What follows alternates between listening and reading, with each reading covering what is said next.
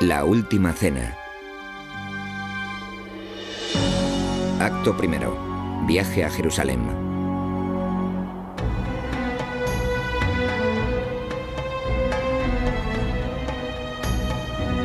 Hace 2000 años, en la primavera de un año tumultuoso, los judíos de todos los rincones del antiguo Israel hicieron el peregrinaje a su ciudad santa, Jerusalén, para celebrar la festividad que ellos llaman Pascua.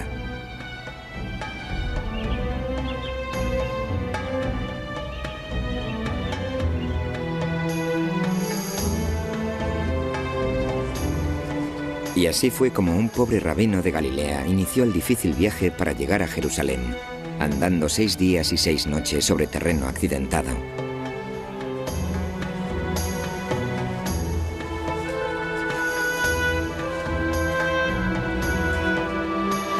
El nombre del rabino era Jesús de Nazaret.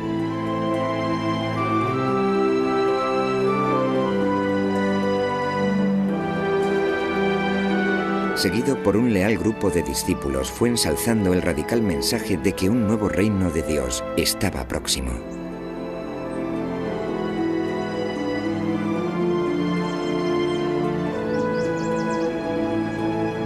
Los trascendentales acontecimientos de la última semana de Jesús que precedieron a la última cena puede que nunca sean entendidos del todo, ya que no existen informes de testigos oculares. Los 4 evangelios de Mateo, Marcos, Lucas y Juan, escritos varias décadas más tarde, son las únicas crónicas que quedan de esa vida extraordinaria. Dejan muchos misterios desconcertantes. ¿Qué sucedió durante las pocas horas de la última cena que alteraría para siempre el curso de la historia humana? ¿Por qué para compartir una simple cena con sus discípulos arriesgó Jesús su vida al entrar en una ciudad ocupada por las hostiles legiones romanas?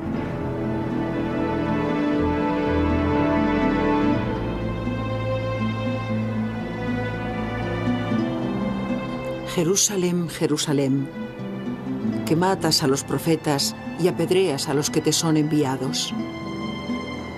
Mateo 27:37.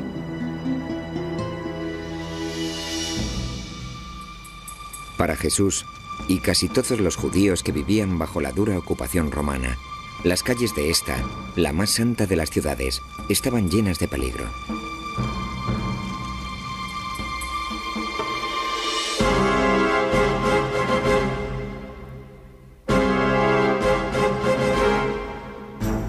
Bajo el gobierno de Julio César, el poderoso imperio romano había extendido su poder por ambas orillas del Mediterráneo hasta dominar el Oriente Medio y la antigua Israel.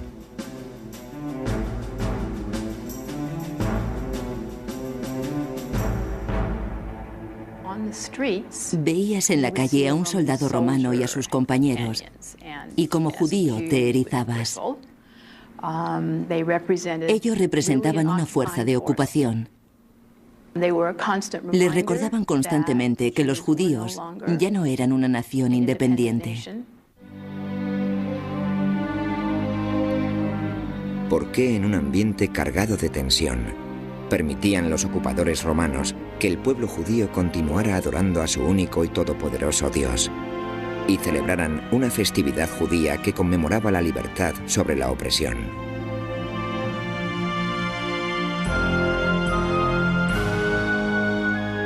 Acordaos siempre del día en que salisteis de Egipto, de las casas de la servidumbre, pues ha sido la poderosa mano de Yahvé la que os ha sacado. Éxodo 13:13.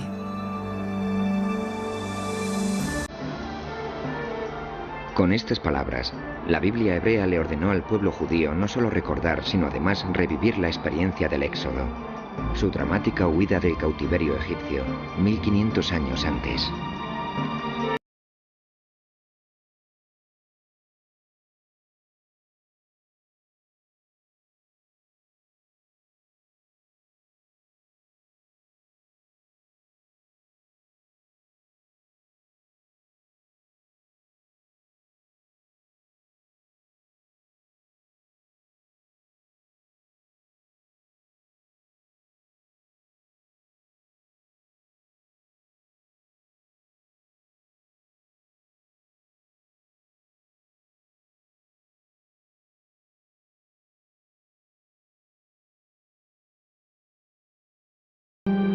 Pero tanto para los romanos como para los judíos, la semana de Pascua era un periodo inestable y peligroso que ponía en peligro el precario equilibrio político.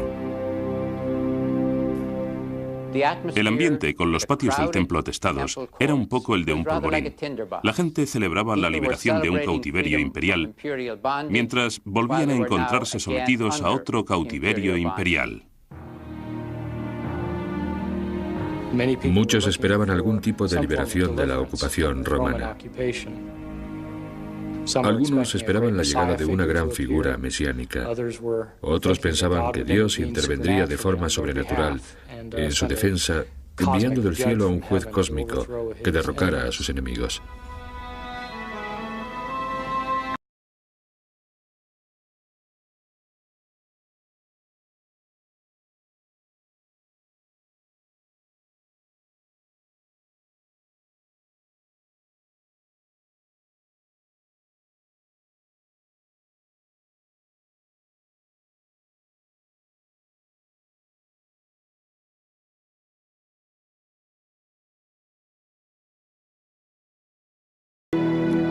Entrando en el templo, se puso a expulsar a los que allí vendían y compraban, y derribó las mesas de los cambistas, y los enseñaba y decía: ¿no está escrito?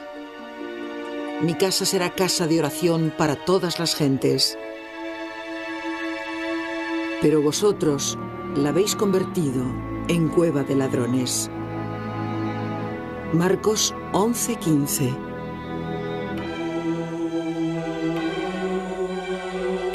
Con este trastorno en el templo, Jesús amenaza el orden existente y se hace famoso como un peligroso insurrecto político. ¿Qué le movió a actuar de esta manera? ¿Por qué ofende Jesús deliberadamente a las autoridades más poderosas de la nación? Lo que Jesús hizo fue destruir el templo simbólicamente. Es parecido a que alguien en los años 60 entrara en una oficina de reclutamiento y tirara las cartillas. Eso no destruye al Pentágono en realidad, es un acto simbólico, lo destruye de forma ritual, por así decirlo. ¿Podía Jesús prever que con ese acto de desafío estaba poniendo su vida en peligro?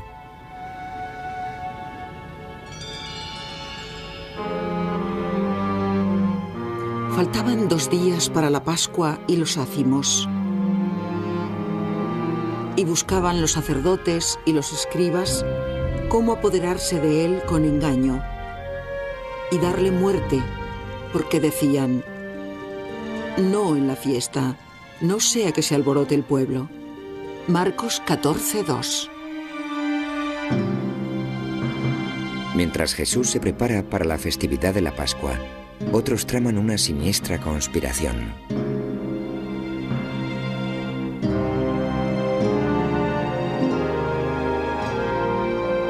A continuación, ¿sabía Jesús que uno de sus discípulos, un hombre en el que confiaba como en un miembro de su propia familia, se volvería en su contra?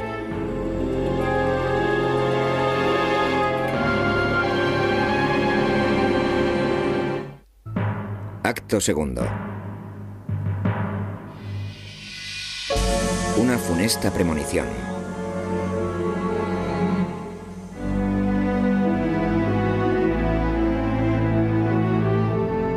Por todas las calles de Jerusalén, las familias se preparan afanosamente para la festividad de la Pascua. Cumpliendo con la tradición, los oficiantes eligen corderos para el sacrificio que tendrá lugar en las escaleras del templo.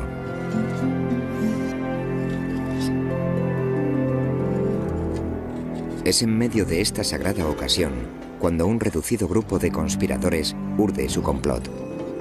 Los especialistas se han sentido fascinados por la tentadora pregunta: ¿previó Jesús su propia muerte?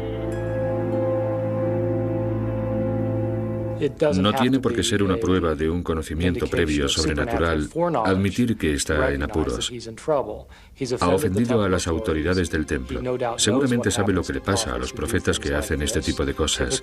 Suelen ser arrestados y con frecuencia ejecutados.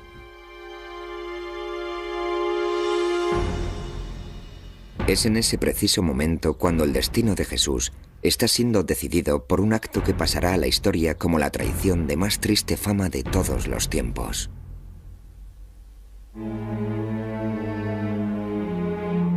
Judas Iscariote, uno de los 12, se fue a los sumos sacerdotes para entregárselo. Ellos, al oírle, se alegraron y prometieron darle dinero. Marcos 14:10.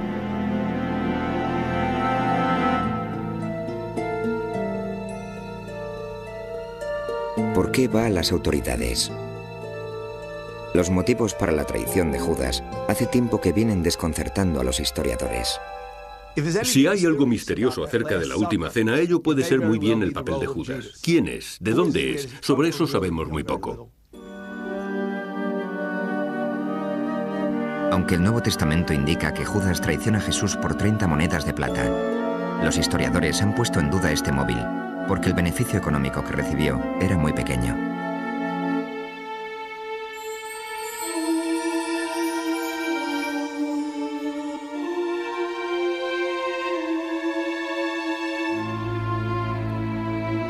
Algunos especialistas creen que Judas pudo desilusionarse con Jesús.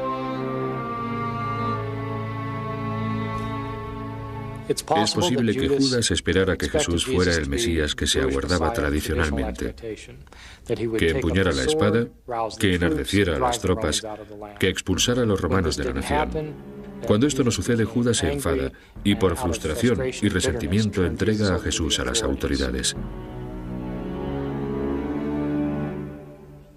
Aunque las autoridades del templo están provistas de pruebas incriminatorias contra Jesús, sorprendentemente no le arrestan. En lugar de eso, esperan a la ocasión adecuada.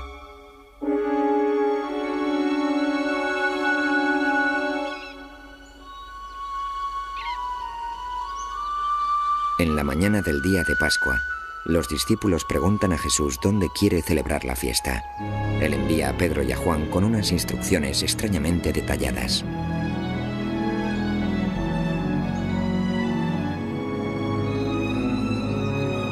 Id a la ciudad, y os saldrá al encuentro un hombre con un cántaro de agua. Seguidle, y donde él entrare, decid al dueño. El maestro dice: ¿dónde está mi aposento en el que pueda celebrar la Pascua con mis discípulos? Él os mostrará un gran aposento alto. Marcos 14:13. Esa noche, al atardecer, Jesús y sus seguidores se reunieron para lo que se ha dado en llamar la Última Cena, la comida más sagrada en la historia del cristianismo.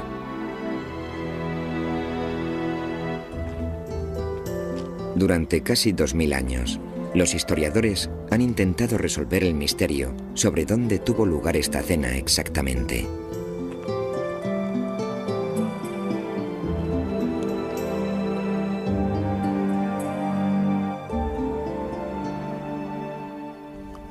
Existe una tradición de que uno de los posteriores seguidores de Jesús, un hombre llamado Juan Marcos, tenía una casa en Jerusalén.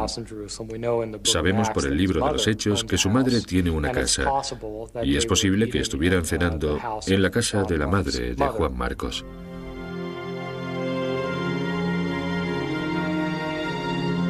Los arqueólogos han excavado las antiquísimas calles de Jerusalén cribando pruebas, con la esperanza de dar con una que demuestre que esa casa existió. Aunque nadie puede decir con certeza dónde tuvo lugar la cena, algunos creen que un edificio en el monte Sión sea el lugar sagrado.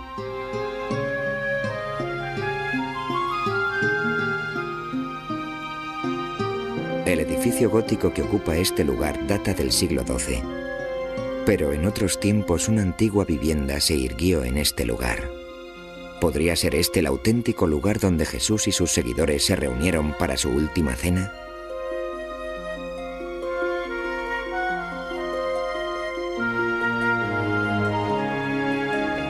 A continuación, ¿asistieron mujeres a la cena con Jesús? Nos ha dejado la pintura religiosa más famosa del mundo una imagen distorsionada de la última cena.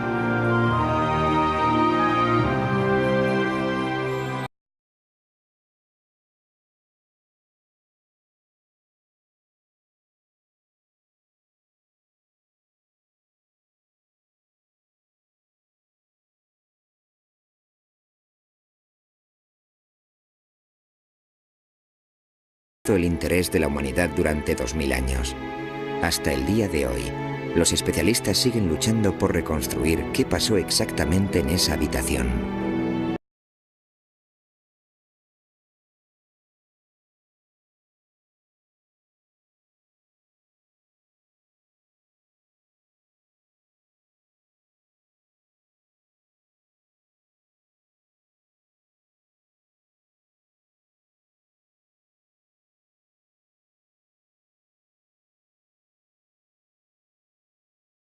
Compartir la comida hacía tiempo que representaba un papel sorprendentemente importante en su visión de un objetivo colectivo. A lo largo de su ministerio, Jesús celebró muchas comidas con sus discípulos y otras personas.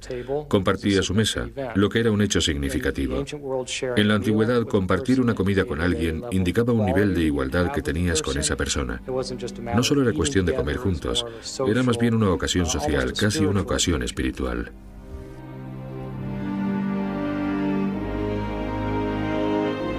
Compartir la comida expresaba la idea fundamental en las enseñanzas de Jesús, de que todas las personas son iguales a los ojos de Dios.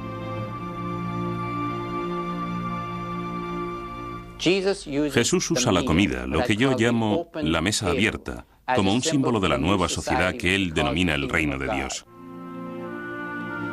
Es una mesa que no discrimina entre ricos y pobres, entre hombres y mujeres, entre los que tienen y los desposeídos, entre los puros y los impuros, entre esclavos y libres.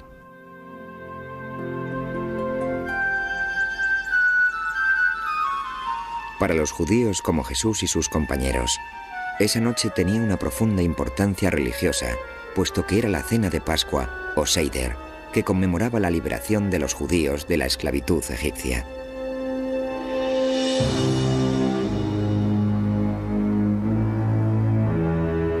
Según la historia tal y como se narra en el Éxodo, Dios había impuesto 10 terribles plagas al faraón egipcio para doblegarlo.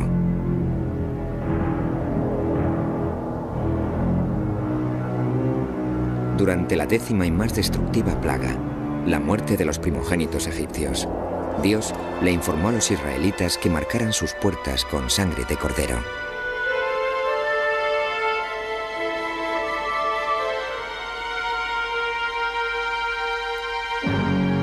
Yo, Yahvé, la sangre servirá de señal en las casas donde estéis. Yo veré la sangre y pasaré de largo, y no habrá para vosotros plaga mortal cuando yo hiera la tierra de Egipto. Éxodo 12:12.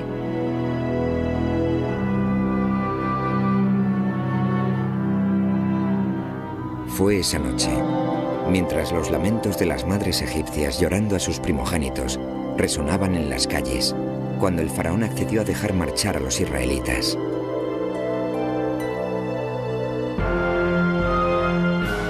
Moisés pudo por fin sacar a su pueblo de siglos de esclavitud y llevarlos a través del Mar Rojo, rumbo a la tierra prometida.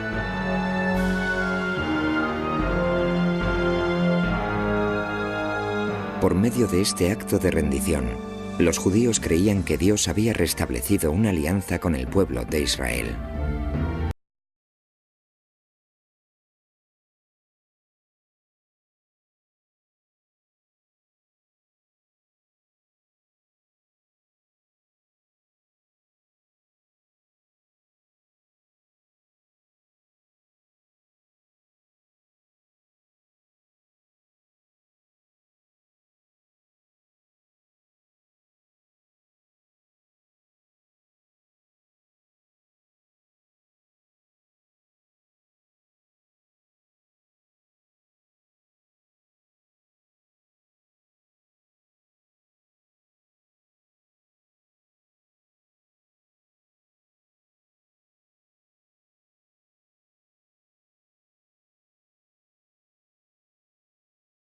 Han llegado a cuestionar la exactitud histórica de la obra maestra de Da Vinci. ¿Quiénes de entre los compañeros de Jesús asistieron a la cena? ¿Y cómo estaban sentados?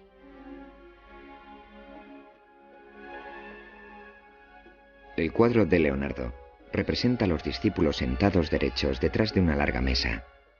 Pero según la costumbre judía, los invitados al Seder habrían estado reclinados en divanes en torno a una mesa en forma de U, llamada triclinio.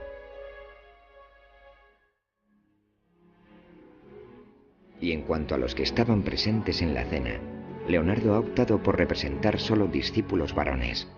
En un Seder, las mujeres habrían participado también. Había mujeres entre los discípulos. Estaban en el círculo de los allegados. En una comida familiar, una comida de fiesta, que es lo que es la Pascua. Claro que siempre hubo mujeres. Las mujeres tenían un papel. Lo tenían en las oraciones. Así que en la medida en que era una comida tradicional, suponemos que hubo mujeres presentes.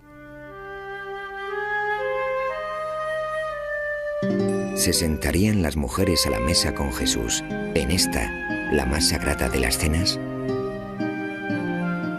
Todos nuestros cuadros muestran a Jesús con 12 compañeros varones.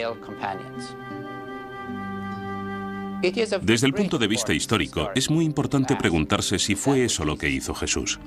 ¿Eligió a 12 hombres y fueron ellos los únicos presentes en la última cena? No veo absolutamente ningún motivo para suponer eso. Los compañeros de Jesús fueron hombres y mujeres en aquella reunión final. Incluso el supuesto de que 12 personas asistieran a la cena ha sido analizado minuciosamente. Algunos especialistas sugieren que el número 12 fue usado solo por su significado simbólico. El linaje del Israel antiguo desciende de las 12 tribus de Israel. Los 12 hijos de Jacob son los cabezas de las 12 tribus. Es posible que este número 12 simbolice el nuevo pueblo de Dios que entrará al reino cuando llegue.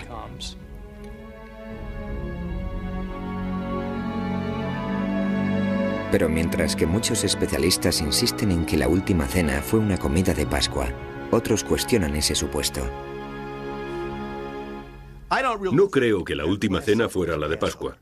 En primer lugar, no tenemos ninguno de los ritos de la Pascua propiamente dichos. El Cordero Pascual, la narración de la historia de la Pascua, nada de eso está en la descripción de la última cena. Jesús habría sido crucificado y de hecho arrestado en una festividad judía, lo que sería casi imposible de creer.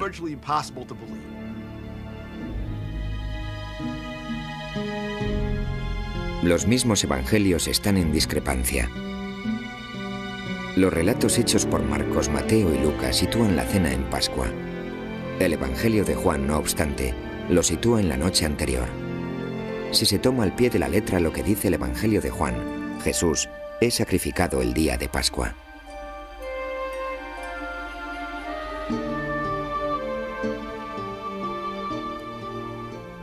En esencia, lo que eso significa es que Juan quiere decirnos que Jesús es el Cordero Pascual. Así es como él interpreta el simbolismo de Jesús y su muerte. Con tantos misterios girando en torno a esas pocas horas, los especialistas coinciden en un hecho. Jesús fue traicionado por alguien que se sentó a su mesa. ¿Sabía Jesús a manos de quién moriría?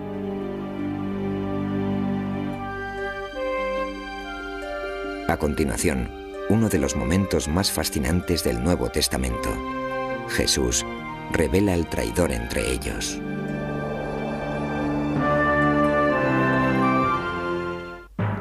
Acto tercero. La traición.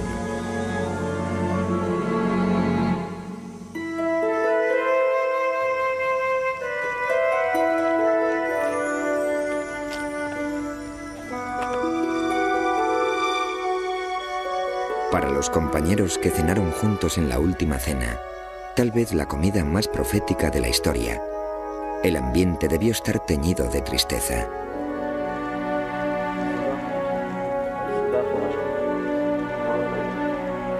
¿Presintieron la cruda realidad de una muerte tan próxima? Los especialistas hace mucho que se preguntan cómo decidieron pasar esas últimas y valiosísimas horas, Jesús y sus discípulos.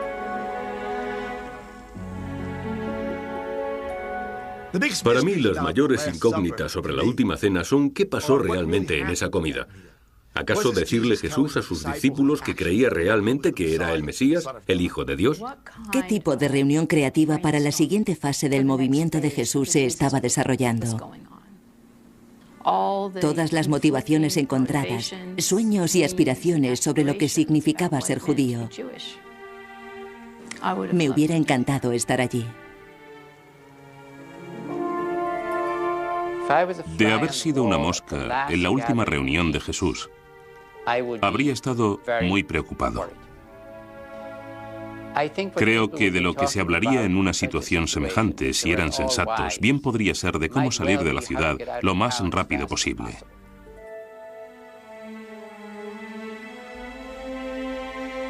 No solo prevé Jesús su propia muerte violenta, sino que pronto hará otra revelación aún más sorprendente.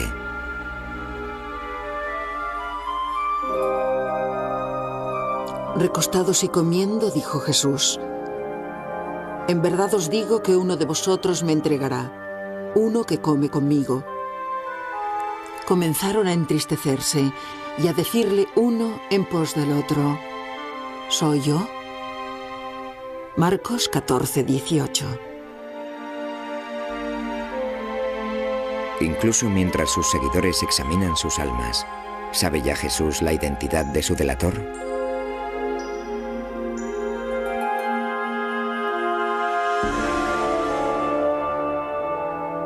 Ay del hombre por quien el Hijo del Hombre será entregado. Mejor le fuera a este no haber nacido.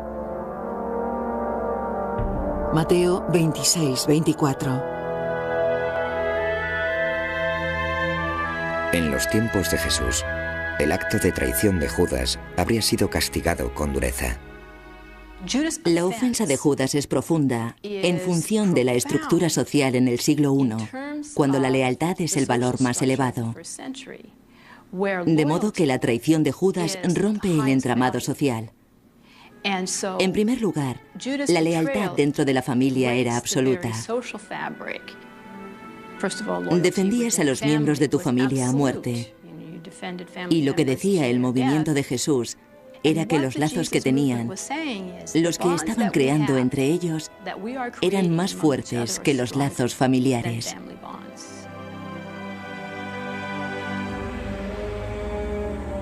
Judas, el que iba a entregarle, le dijo: ¿soy acaso yo, Rabí? Y él respondió: tú lo has dicho. Mateo 26, 25.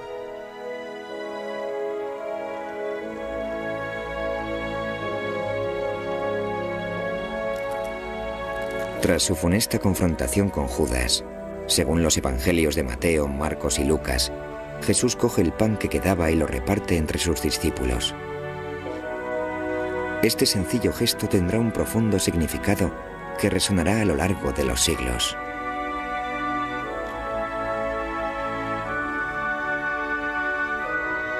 Este es mi cuerpo, que es entregado por vosotros.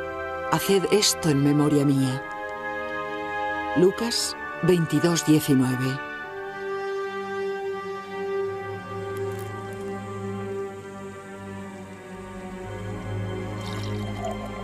Los discípulos comparten el pan. Jesús coge una copa de vino tinto de Pascua. Según la costumbre, ha sido diluido, 2 partes de agua por 1 de vino.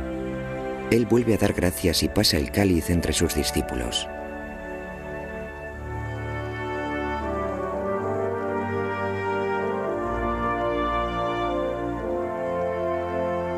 Tomadlo y distribuidlo entre vosotros. Este cáliz es la nueva alianza en mi sangre. Lucas 22, 20.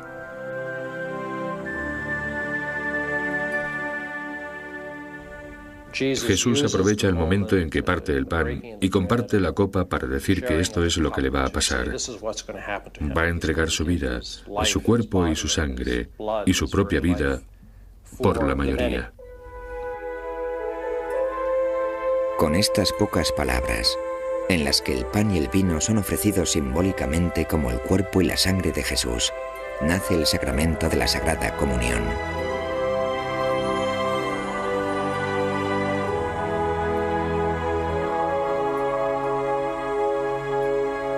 Sin embargo, la historia de la última cena en el Evangelio de Juan no incluye este impactante rito. En su lugar, registra otro acto profundamente simbólico, inexplicablemente omitido en los otros 3 evangelios.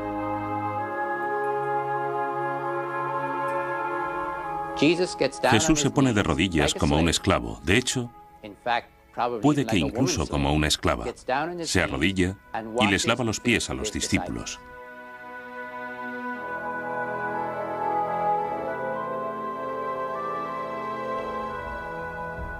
Que Jesús les lave los pies es, por un lado, una especie de sumisión, pero aún más, parece simbolizar la cesión del liderazgo.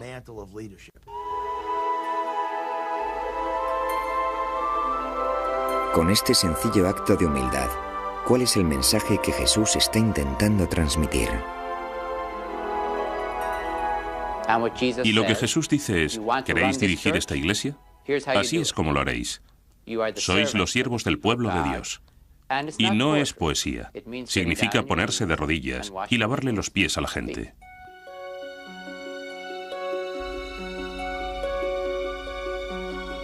Los sucesos entre la noche de la última cena y el día de la crucifixión han dado en llamarse la pasión de Jesús. Muchos se han preguntado en qué pensaba Jesús cuando se enfrentaba al temor de la muerte.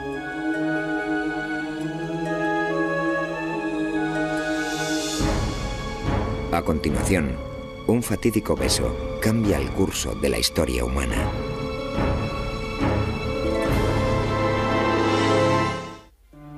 Acto cuarto. La Sagrada Comunión.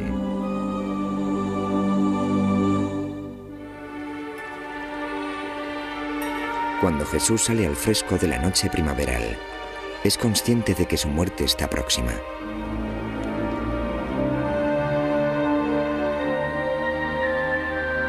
Seguido de sus discípulos, se retira para aislarse en un tranquilo huerto en el Monte de los Olivos.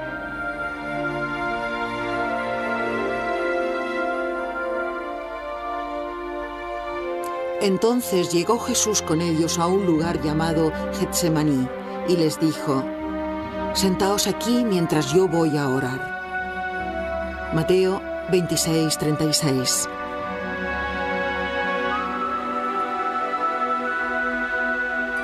¿Cómo pudo Jesús hacerle frente a la agonía de ese momento? Se distancia de sus discípulos, cae de rodillas y se enfrenta a sus temores.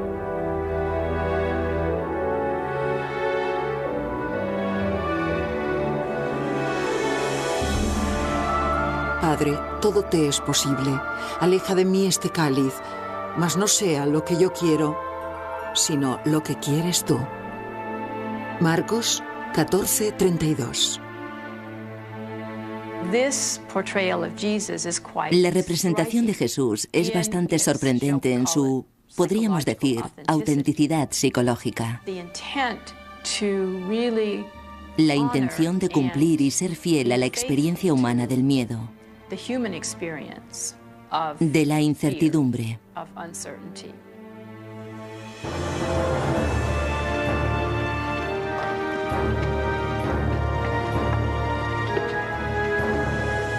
El ruido de las armas romanas rompe el silencio de la noche. Jesús levanta la vista y ve que Judas se acerca, y tras él, a una turba armada con espadas y garrotes.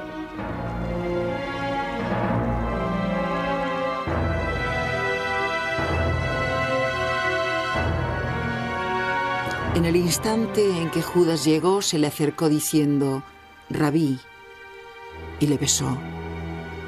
Ellos le echaron mano y se apoderaron de él. Marcos 14:45.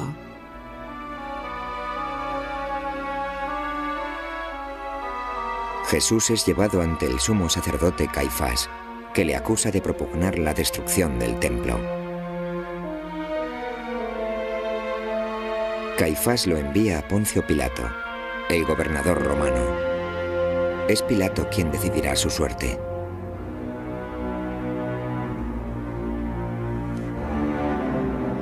¿Eres tú el rey de los judíos?, le preguntó. Respondió Jesús: tú lo has dicho. Mateo 27:11. Uno de los misterios que rodean los últimos días de Jesús es que él nunca se proclama públicamente rey de los judíos, y sin embargo es arrestado, juzgado y ejecutado por decirse rey de los judíos.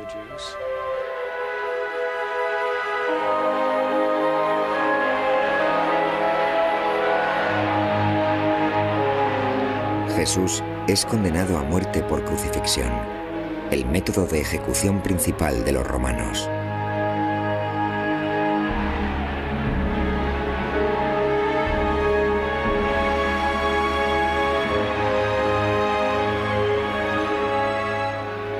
La crucifixión era una muerte lenta y tortuosa. En realidad se moría por asfixia. El prisionero que se sujetaba a la cruz era clavado por las muñecas antes que por las manos, como normalmente se representa. Eucaristía, eucharistía, es la palabra griega para acción de gracias. Y el pan que era bendecido se llamaba pan agradecido. Los historiadores ahora saben que los primeros lugares de culto de los cristianos eran las casas de los conversos a la fe. Durante los primeros 3 siglos, las iglesias cristianas se reunían en los hogares, iglesias en casas. Y eso suponía que estaban en el ámbito doméstico. Estaban en el ámbito que la sociedad romana asignaba a las mujeres y a la autoridad femenina. La antiquísima lucha por el poder entre hombres y mujeres parece haber surgido por el problema de quién presidiría la cena comunitaria de la Eucaristía.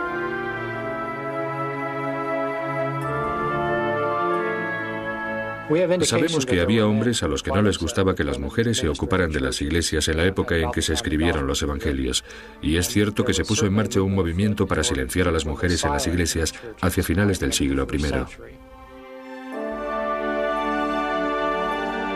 Hacia finales del siglo III, el culto fue sacado del hogar y trasladado a salones públicos llamados basílicas. Bajo la dirección de sacerdotes, la comida desaparece y los elementos del pan y el vino se convierten en el rito principal. Lo que tenemos es que ahora la autoridad se empieza a unir a la persona que preside esa comida eucarística. Y luego eso se convierte en una forma de separar a los líderes de las demás personas. Y así fue como del simple hecho de compartir una comida de hermandad, llamada Eucaristía, con el paso de los siglos se desarrollaría el rito de la Sagrada Comunión.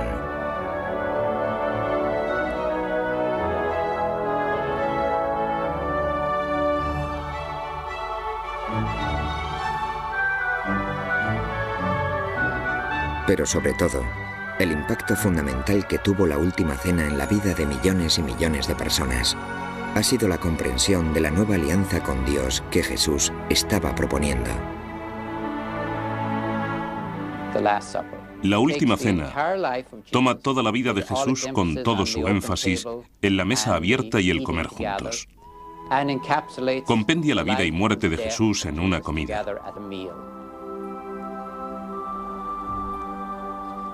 La Eucaristía es comida. En el cristianismo, el derecho fundamental en el cristianismo siempre será la distribución de la comida entre todos por igual. De partir humildemente el pan en la época de Jesús, provendría comida para sustentar el alma y el cuerpo. De la última semana de Jesús que precedieron a la última cena, puede que nunca sean entendidos del todo, ya que no existen informes de testigos oculares. Los 4 evangelios de Mateo, Marcos, Lucas y Juan, escritos varias décadas más tarde, son las únicas crónicas que quedan de esa vida extraordinaria. Dejan muchos misterios desconcertantes. ¿Qué sucedió durante las pocas horas de la última cena que alteraría para siempre el curso de la historia humana? Porque para compartir una simple cena con sus discípulos, arriesgó Jesús su vida al entrar en una ciudad ocupada por las hostiles legiones romanas.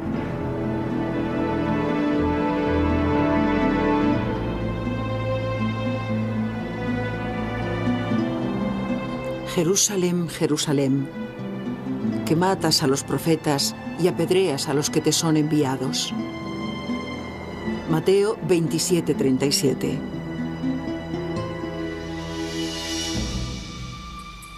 Para Jesús, y casi todos los judíos que vivían bajo la dura ocupación romana, las calles de esta, la más santa de las ciudades, estaban llenas de peligro.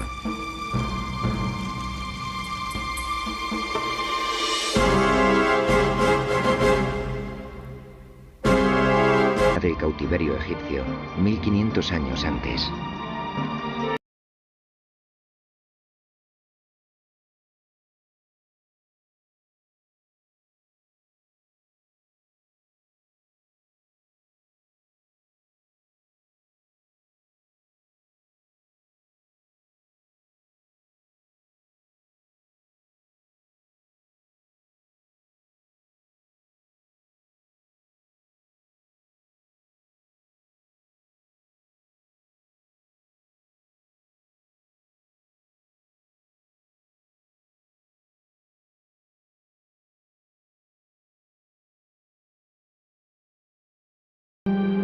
Pero tanto para los romanos como para los judíos, la semana de Pascua era un periodo inestable y peligroso que ponía en peligro el precario equilibrio político. El ambiente, con los patios del templo atestados, era un poco el de un polvorín. La gente celebraba la liberación de un cautiverio imperial, mientras volvían a encontrarse sometidos a otro cautiverio imperial. Muchos esperaban algún tipo de liberación de la ocupación romana. Algunos esperaban la llegada de una gran figura mesiánica.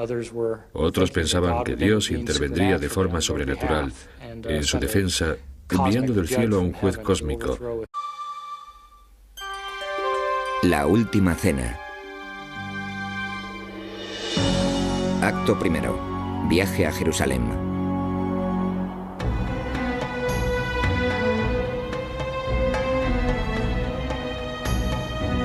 Hace 2000 años, en la primavera de un año tumultuoso, los judíos de todos los rincones del antiguo Israel hicieron el peregrinaje a su ciudad santa, Jerusalén, para celebrar la festividad que ellos llaman Pascua.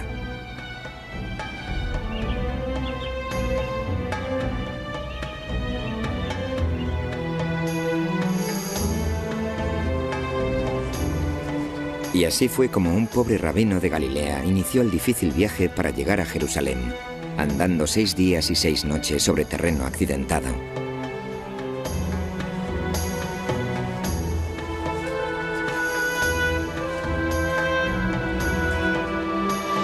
El nombre del rabino era Jesús de Nazaret.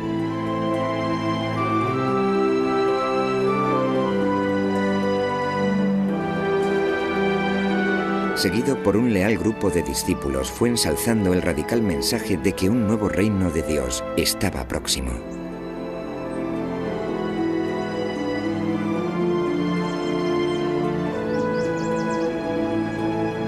Los trascendentales acontecimientos que derrocara a sus enemigos.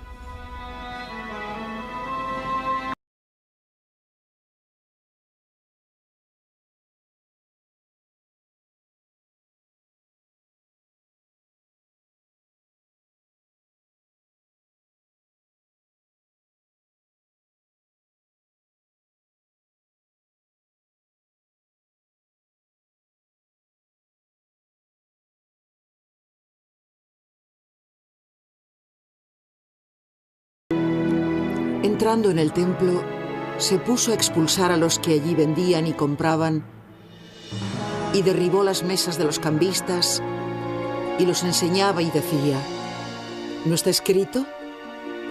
Mi casa será casa de oración para todas las gentes. Pero vosotros la habéis convertido en cueva de ladrones. Marcos 11:15.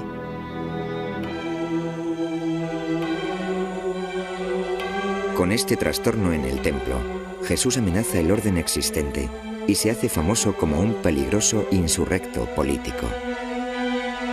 ¿Qué le movió a actuar de esta manera? ¿Por qué ofende Jesús deliberadamente a las autoridades más poderosas de la nación?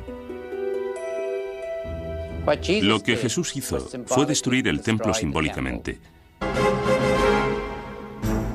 Bajo el gobierno de Julio César, el poderoso imperio romano había extendido su poder por ambas orillas del Mediterráneo hasta dominar el Oriente Medio y la antigua Israel.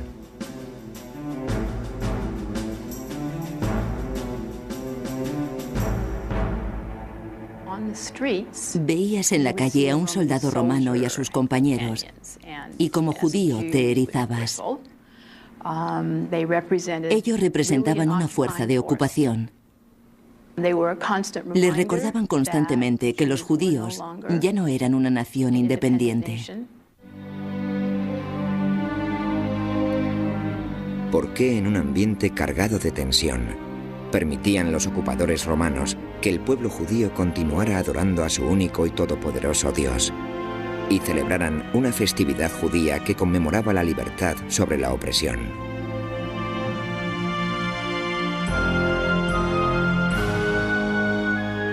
Acordaos siempre del día en que salisteis de Egipto, de las casas de la servidumbre, pues ha sido la poderosa mano de Yahvé la que os ha sacado. Éxodo 13:13.